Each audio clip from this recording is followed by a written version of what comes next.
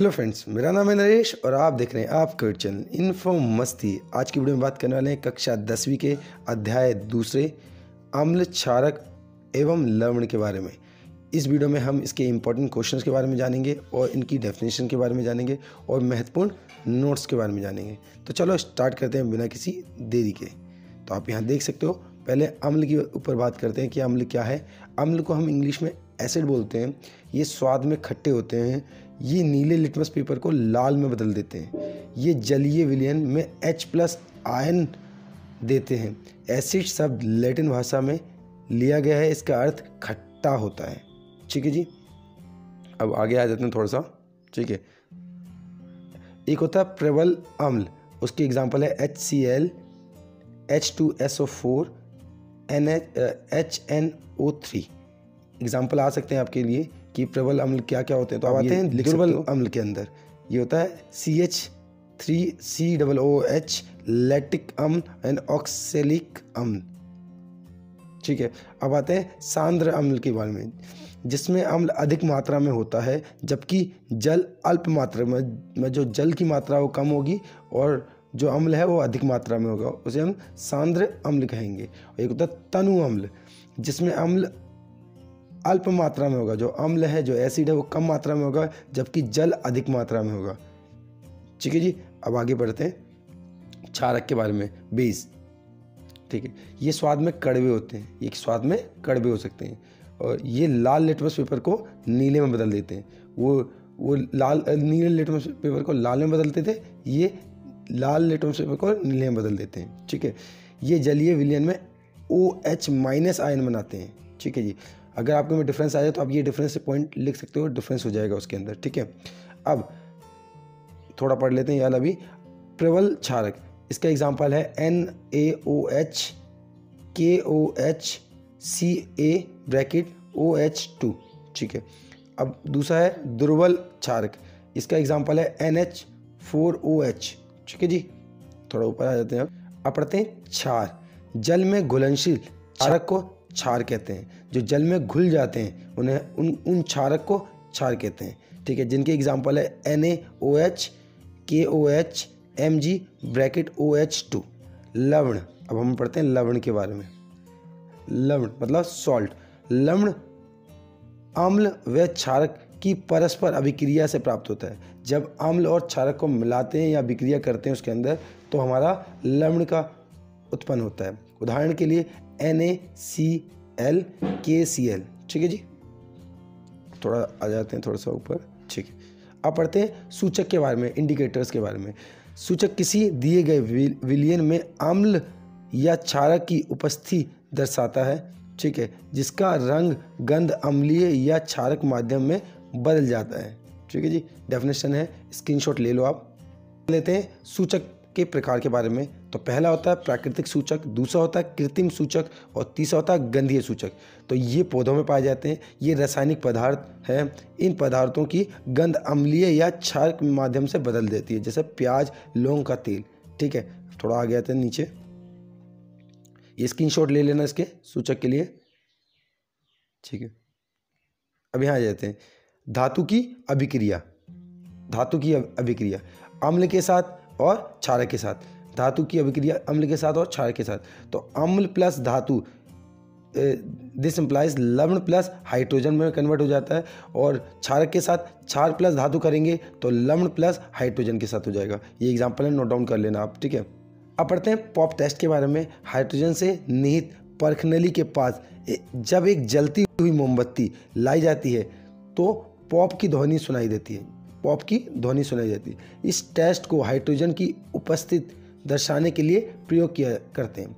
क्या हाइड्रोजन की उपस्थिति है उसके अंदर, इसलिए हम एक जलती हुई मोमबत्ती को उस प्रणाली के सामने करेंगे तो वो पॉप की ध्वनि उत्पन्न करेगा। ठीक है जी, अब आगे आ जाते हैं जल को अम्ल में डालने से। ठीक है, तो मिश्रण अस्फलित होकर बाहर आ सकता है। स्थानीय ताप के कारण कांच का पात्र टूट सकता है। ठीक है जी, तो ध्यानपूर्वक करना चाहिए हमें। अब थोड़ा ऊपर आ जाते हैं pH स्केल।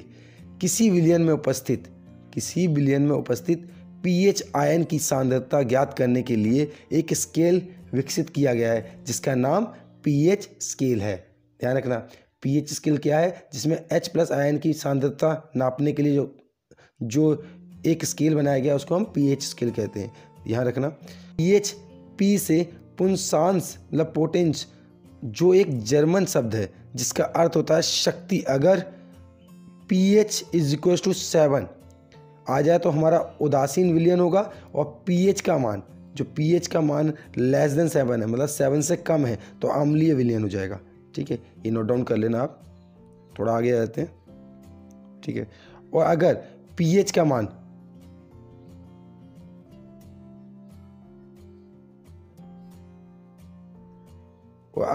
pH का मान 7 से ज़्यादा होगा तो वो क्षारीय विलयन हो जाएगा। ध्यान रख, अब यहाँ देख सकते हो मैंने तीनों चीज़ें करा दी हैं। pH = 7 होता है तो उदासीन विलयन होता है, pH <7 होता है तो अम्लीय विलयन होता है, मतलब 7 से कम। ठीक है, और 7 से ज़्यादा होगा तो क्षारीय विलयन होगा। ठीक है, और जब 7 से ज़्यादा होता है तो क्षारीय विलयन होगा। ये स्केल 0 से 14 pH ज्ञात करने के लिए उपयोग लाया जाता है। ठीक है जी, अब आगे आ जाते हैं।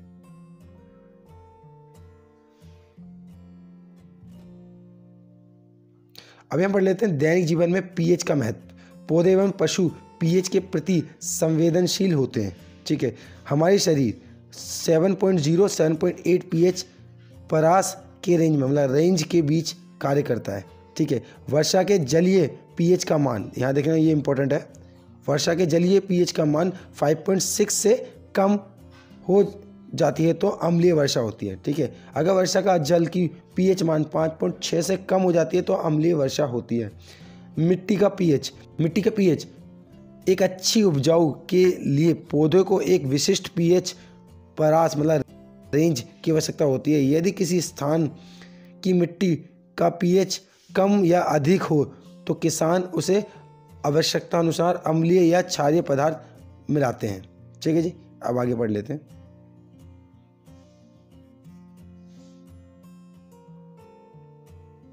अब ये पढ़ लेते हैं लवणों का pH। प्रबल अम्ल प्लस प्रबल क्षारक, दिस इंप्लाइज उदासीन लवण बनेगा। ठीक है, pH = 7 बन जाएगा। प्रबल अम्ल प्लस दुर्बल क्षारक, अम्लीय लवण बनेगा जो pH का मान <7 होगा। दूसरा, प्रबल क्षारक प्लस दुर्बल अम्ल क्षारीय लवण बनेगा जो pH का मान <7 होगा। साधारण नमक से रसायन, सोडियम हाइड्रोक्साइड, व्यंजन चूर्ण वेरी इंपॉर्टेंट है, बेकिंग सोडा, धोने का सोडा और प्लास्टर ऑफ पेरिस। तो ये 5 पॉइंट बहुत ही ज़्यादा इंपॉर्टेंट है, तो हम पहले पॉइंट्स को एक्सप्लेन करने वाला हूँ। तो sodium hydroxide NaOH, sodium chloride के जलीय विलयन लवण जल से विद्युत प्रभावित करने पर यह वियोजित होकर सोडियम हाइड्रोक्साइड उत्पन्न करता है। इस प्रक्रिया को क्लो क्षार प्रक्रिया कहते हैं। ये वेरी इंपॉर्टेंट है, इसको आप नोट डाउन कर लेना अच्छे से। आप इसका स्क्रीनशॉट ले लें। अब नीचे आ जाते हैं थोड़ा सा। ये है वेरी इंपॉर्टेंट है विरंजन चूर्ण। अब इसको ध्यान से नोट करें। इसमें जो भी लिखा है, ये लिखा है शुष्क बुझे हुए चूने CaOH2 पर क्लोरीन की प्रक्रिया या क्रिया से विरंजन चूर्ण का निर्माण होता है। ध्यान रखना, CaOH2 plus Cl2, this implies CaOCl शीतलन द्वारा H2O। ठीक है जी, ये इसका एग्जाम्पल। अब आगे पढ़ लेते हैं, नोट डाउन कर लेना। कुछ और इंपॉर्टेंट क्वेश्चन है जो कि मैं आपको दिखाने वाला हूँ। अब नेक्स्ट वाले के ऊपर बात करते हैं। जो नेक्स्ट पार्ट है इसके उपयोगी पहले पढ़ लेते हैं। इसके क्या उपयोग है?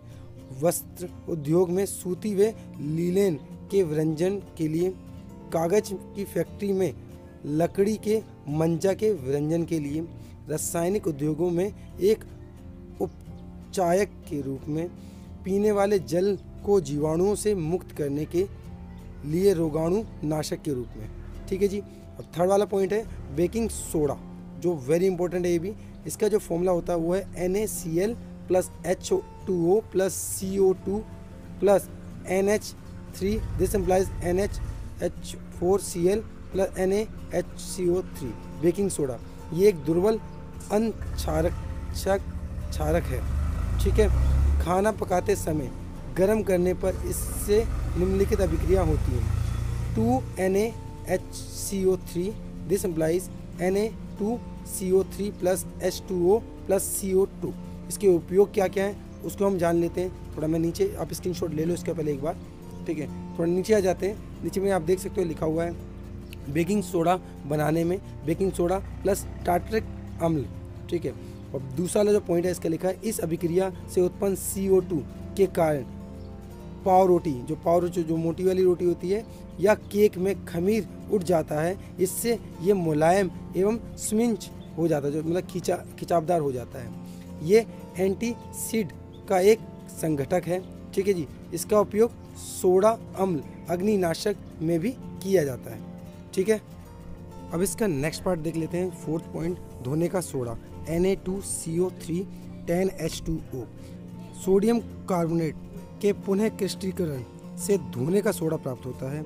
ये एक क्षारीय लवण है, जिसका एग्जाम्पल आप देख सकते हो, Na2CO3 प्लस 10H2O और दिस इम्प्लाइज Na2CO3 10H2O। इसके उपयोग देख लेते हैं। इसका उपयोग कांच, साबुन एवं कागज उद्योग में होता है।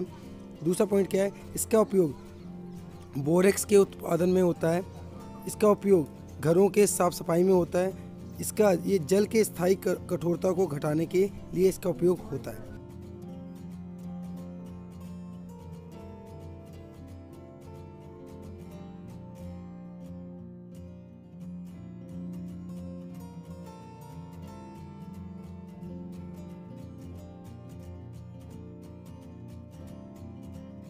अब बात करते हैं पॉइंट नंबर 5 के बारे में, plaster of Paris CaSO4 1/2H2O। Gyms को 373 पर गर्म करने पर यह जल के अणुओं को त्याग कर कैल्शियम सल्फेट हेमीहाइड्रेट अर्ध हाइड्रेट POP बनाता है, ठीक है। स्क्रीनशॉट ले लो। ये सफ़ेद चूर्ण है जो जल मिलाकर ये पुनः जिम्स बनकर ठोस प्रदान करता है। इसको आप ये इसका एग्जाम्पल आप नोट डाउन कर सकते हो, CaSO4 1/2H2O plus 1/2H2O, this implies CaSO4 2H2O। इसका उपयोग देख सकते हो, प्लास्टर ऑफ पेरिस का उपयोग डॉक्टर टूटी हुई हड्डियों को सही करने के लिए, जो प्लास्टर चढ़ा देते हैं उसके लिए उपयोग किया जाता है। इसका उपयोग खिलौना बनाने में, सजावट बनाने के लिए किया जाता है। इसका उपयोग सतह को चिकना बनाने के लिए भी किया जाता है। अब बात करते हैं क्रिस्टलन का जल। लवणों का एक सूत्र इकाई में जल के निश्चित अणुओं की संख्या को क्रिस्टलन का जल कहते हैं। उदाहरण के लिए आप ये देख सकते हो, जो उदाहरण दिए हुए हैं स्क्रीनशॉट लेके, ठीक है। आई होप आपको मेरी वीडियो पसंद आई होगी। अगर मेरी वीडियो पसंद आई तो प्लीज़ लाइक शेयर कमेंट करना मत भूलना, और अगर आप चैनल पर नए हो तो प्लीज़ सब्सक्राइब करे बिना मत जाना। Thank you for watching info Masti YouTube channel. Bye, take care.